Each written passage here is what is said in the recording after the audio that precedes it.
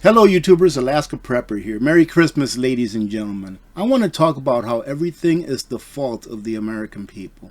It's your fault, ladies and gentlemen, that you have to dip into your savings, into your retirement savings nonetheless, just to keep your head above water. It's your fault that inflation is too high. It's the fault of the grocers and the businesses that have to elevate their prices just to keep up with inflation, that they have to elevate their prices. What I'm getting at here is that it's never the fault of those who are in charge. When I grew up in the Army, and what I mean by when I grew up in the Army, it means that when you go in the Army and you start assimilating to the way that the military runs, you're always taught that a good leader always takes responsibility, whether or not he or she was there for whatever it is that happened that they have to take responsibility for. And I just don't see this happening when the American people are blamed for everything, because it's your fault. And I'm sick of it. And what are Americans supposed to do when they no longer have any retirement savings?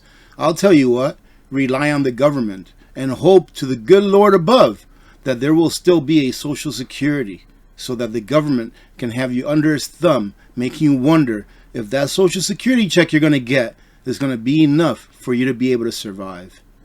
More Americans are tapping into retirement savings as hardship withdrawals rise. For those of you that don't know what a hardship withdrawal is, like for example, if you have a 401k, they will allow you to withdraw funds from your 401k if you have a hardship. Like I've seen someone in the past withdraw funds from it because the engine in their vehicle, their only vehicle, it went bad. It blew up or whatever it is how you call it. But their engine had to be replaced. And it was like a $10,000, cost. So they went ahead and they told their 401k holder, hey, this is what happened. I have enough money in there to get it fixed. Can I go ahead and take it out without a penalty? And they went ahead and took it out. It's kind of like a loan that you make for yourself, right? So that's what that is for those of you that maybe don't understand that. A significant jump in the number of Americans yanking money out of their 401k accounts to pay bills and buy necessities is the latest sign that the U.S. consumer is experiencing increasing levels of financial strain. I guess it's also your fault, ladies and gentlemen, that 70% of Americans are living paycheck to paycheck. That 40% of all Americans who make six figures or more are living paycheck to paycheck. That about 60 to 70% of Americans cannot afford to get a flat tire, or else they may find themselves homeless. It is a spiral that many will never be able to get out of, and in my opinion, it's exactly the position where the government wants you to be. That way, when they impose this crash that's going to happen, and it will happen, that most people will be too weak to not want to fight, therefore asking for more government to help them out of a position that government itself put the people in.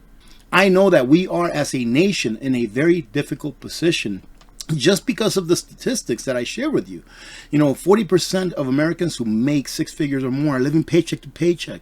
That right there should say it all. It should tell you that the purchasing power of our dollar has gone away, and it is going to continue to go away. Things will continue to get worse, and as things continue to get worse, the government will continue to become more tyrannical. Because the government wants one thing and one thing only, ladies and gentlemen, and that is more government. Why? Because with more government, there is more control. A new report from Fidelity, the nation's largest provider of 401k plans, reveals a troubling trend. Americans are increasingly tapping into their retirement savings in the form of hardship withdrawals and loans. The report shows that 2.3% of U.S. retirement plan participants took a hardship withdrawal in the third quarter of 2023, up from 1.8% in the third quarter of 2022. That's actually a very large amount, ladies and gentlemen. And this is actually not really that good for the government either, because a lot of these, retirement plans, a lot of them use funds within them to purchase government debt. That's what I think. You can check me on that if you like. Besides these hardship withdrawals, there was also an increase in the number of Americans taking loans for their retirement savings accounts, with this share growing from 2.4% in the third quarter of 2023 to 2.8% in the comparable period in this year, or in this prior year, 2022.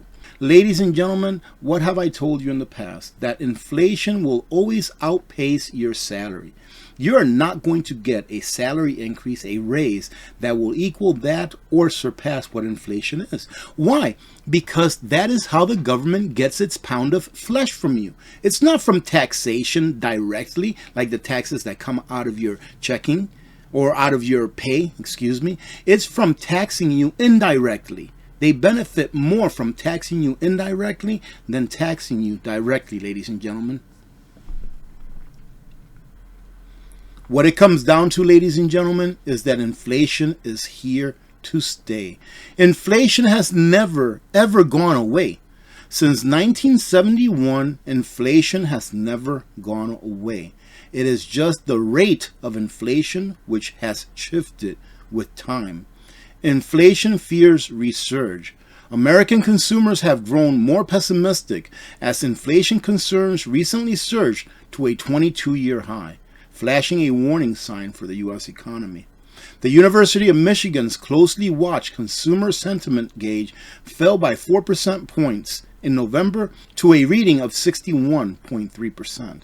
The drop marks for the fourth consecutive month of declines in the sentiment measure, with the deepening confidence slump coming as the twin geopolitical crises in Ukraine and Gaza show no sign of ending anytime soon.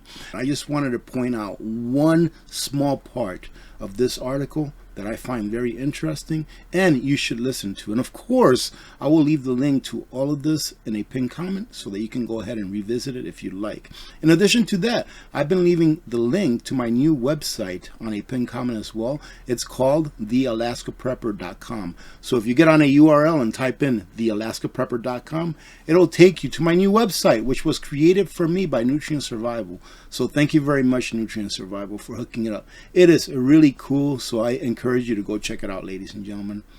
I will finish it off with this. And it is not most people's fault that they don't understand regular, just basic financials, because they're not taught this in school. Remember when we used to go to school and they used to teach us how to fill out a checkbook and stuff like that? Do they even do that anymore? I don't think they do. Probably not in most schools. Do they teach what real money is in school? Do they teach you all of that kind of stuff, ladies and gentlemen? I doubt that they do. But it is obvious a giant misunderstanding of where inflation comes from to begin with. Now listen to this. Inflation is a monetary phenomenon that comes from the expansion of the money supply. Inflation.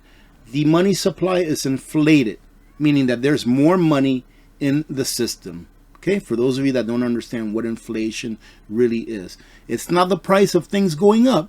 It's that the money supply has been inflated to a point where now those units, those currency units, are worth less. So it takes more of them for you to purchase the same stuff that you purchased last year or last month. We expanded the money supply by double digits over the years during the health crisis. Now, if you take a look at this is 2020 right here.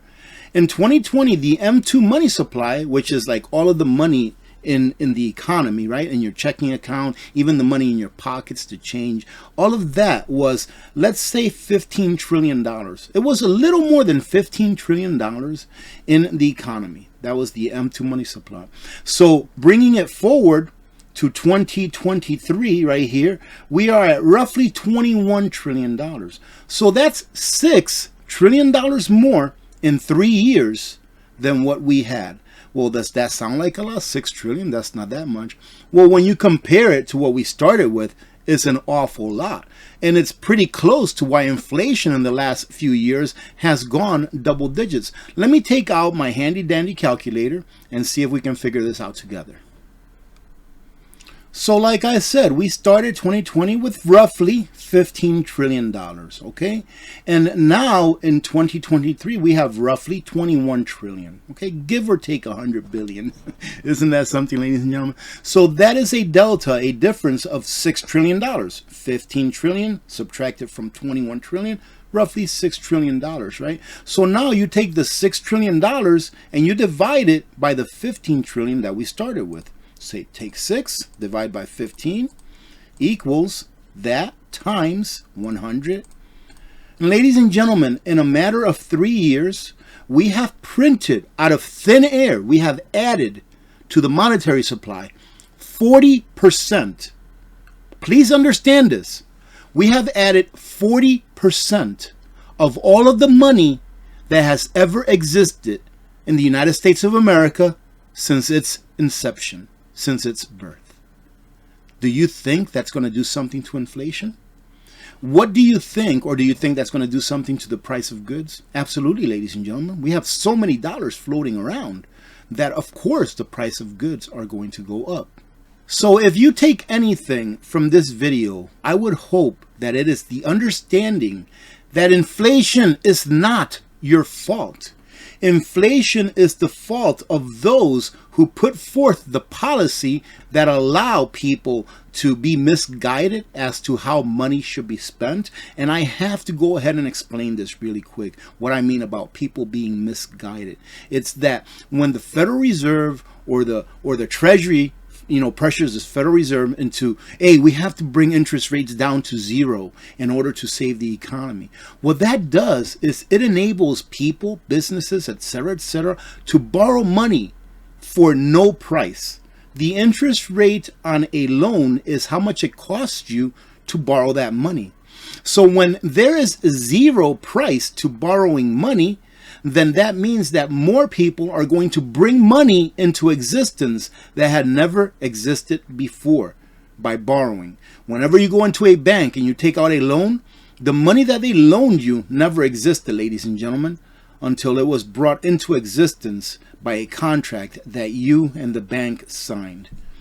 So it's not your fault, ladies and gentlemen. It is the fault of the system by which we are governed. And this system was put in place in order to, and this is my opinion, first and foremost, to strip us of our labor, to strip us of our wealth, and secondly, to keep us enslaved in a system that is circular, that will never end until the snake is done eating its own tail and it has gotten back around to his head. I hope you got something out of this. Remember to be good to each other, ladies and gentlemen, because when good people do good things happen. Remember to reach one, teach one, and repeat. If we did this, the world would be a better place. And you know that it will be a better place. Have hope. All right? Have hope, ladies and gentlemen. Many blessings to every one of you and your families. Merry Christmas. God bless every one of you. God bless America. I'm Alaska Prepper. I'm out.